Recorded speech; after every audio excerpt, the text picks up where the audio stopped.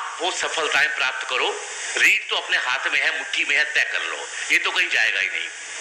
अब मेरी बात दो चार सुन लो। जीवन में रुकना मत कभी। रीट में टीचर बन गए, इससे संतुष्ट मत हो जाना। अब मैं क्यों नहीं सेकंड ग्रेड, मैं क्यों नहीं फर्स्ट ग्रेड, मैं आरएस क्यों नहीं, मैं फलाना क्यों नहीं। जो आरएस बनते हैं, जो आईएएस बनते हैं, उनके सिर पे सींग नहीं लगे होते, वो सब मेहनत करते हैं, इसलिए आगे बढ़ते हैं। उत्कर्ष में एक परंपरा है, हम हर साल किसी न किसी का सम्मान करते हैं। एक व्यक्ति का सम्मान किया था हम लोगों ने, जायसवाल साहब थे, और वो आईएएस ऑफिसर दिल्ली में। अब ये नहीं कि वो आईएएस थे, हमने इसलिए कहा, कोई नहीं जानता था उनको, केवल इसलिए सम्मान किया कि उनके पिता बनारस में रिक्शा चालक थे। जो ये रिक्शा चलाते ना जयपुर में, ट्राईसाइकिल, वो थे। अब रिक्शा चालक का घर कैसा हो आप सोच लो। वो कहते हैं कि हमारा घर चारों तरफ फैक्ट्रियां थी, शोर इतना होता था कि मैं कान में रुई डाल के पढ़ता था, लेकिन एक निश्चय था कि मुझे बनना है तो आईएएस बने। निश्चय आपको करना है, मेहनत करोगे तो कुछ भी असंभव नहीं है। पॉजिटिव रहोगे, कुछ भी असंभव नहीं है। मेहनत से बचोगे तो कुछ भी नहीं मिलेगा। मैं अक्सर कहता हूं, सफलता उस घर का दरवाजा खटखटाती है जिसके घर के आगे सेठ दुर्गादास ने लिखा होता, जिसके घर के आगे लिखा होता मेहनत। जिसके दरवाजे पे मेहनत की नेम प्लेट है, सफलता उसका दरवाजा खटखटाएगी और आपको सफल बनाएगी। एक कहानी सुनाऊंगा अंत में। एक सेठ जी थे, आप जवाब देना लास्ट में। एक सेठ जी थे, वह शहर में व्यापार करने निकले। अब उस गांव में कोई मंदिर था नहीं। घर में भगवान को कहा, भगवान पहली बार शहर जा रहा हूं, अगर मेरा बिजनेस फल फूल गया तो गांव में मंदिर नहीं है, आपका एक मंदिर बना दूंगा। ठीक है भाई, चले गए। उसी गांव में एक मूर्तिकार निकला, पत्थर की मूर्ति बनाने वाला। पेड़ के एक पत्थर पड़ा हुआ था, उसने अपना हथौड़ा और छेनी उठाई और पत्थर को तराशने लगा।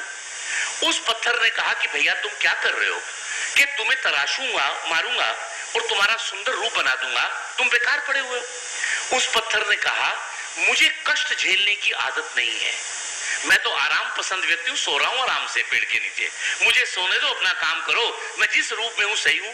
उसने कहा तेरी मर्जी। वो आगे बढ़ा। अब मूर्तिकार है, मैं टीचर हूं, क्लास देखता हूं तो जी मचलता पढ़ाने के लिए। उसके फिर हाथ मचले, एक पत्थर और था, उसने फिर थोड़ा उठाया। उस पत्थर ने पूछा क्या करना है, कि तुम्हें तराश कर मूर्ति बनाऊंगा। तो उसने कहा, मुझे जितना कूटना पीटना है कूट पीट लो, लेकिन मेरा सुंदर आकार बना दो। उसने उस पत्थर को तराश कर भगवान की सुंदर मूर्ति बना दी। अब उसको साथ तो ले जानी नहीं थी, इतना बड़ा पत्थर पेड़ के नीचे रख दिया। गांव के मंदिर था नहीं, लोग आने लगे, चलने लगे। सेठ जी करोड़पति हो गए शहर में। अब उनको ध्यान आया कि अब मैंने भगवान से वादा किया है, रीट में हो जाऊंगा तो 500 का प्रसाद चढ़ाऊंगा, करते हो ना वादा, तो मैंने भी एक वादा गांव में किया है, तो मैं मंदिर क्यों ना बनाऊं। अब वो आए, काम में भव्य मंदिर बन गया। अब मंदिर बनना है तो मूर्ति स्थापना होनी है। तो लोगों ने कहा मूर्ति कहां से लाए, किशनगढ़ से लावे, उदयपुर से लावे, जयपुर से लावे, जोधपुर से लाए।